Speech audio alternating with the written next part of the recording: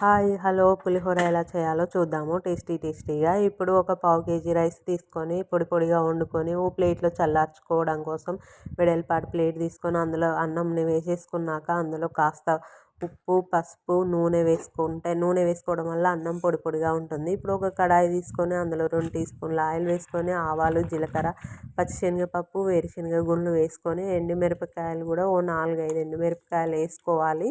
ఇందులో కాస్త చిటికెడంతా ఇంగువ కూడా వేసేసుకొని ఆ తర్వాత 2-3 పచ్చిమిర్చి చీలికలు కూడా వేసుకోవాలి. ఆ తర్వాత కొంచెం కరివేపాకు వేసుకొని కొంచెం చిటపటలాడుతుండగానే ఇందులో కొంచెం పసుపు యాడ్ చేసుకోవాలి.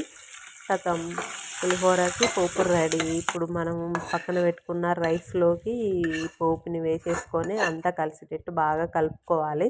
ఇలా కలుపుకున్నాక పులిహోర పులుసు మనం ఫస్ట్ వ్లాగ్ ఒకటి చేసిన పార్ట్ 1 లాగా ఆ పులిహోర పులుసుని ఇందులోకి యాడ్ చేసుకోవాలి.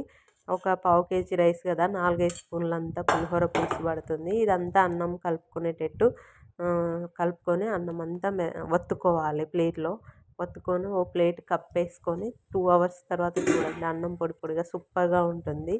టేస్ట్ మాత్రం అద్దరిపోతుంది. మీరు ఇలా ట్రై చేయండి. Please subscribe my channel. Thank you.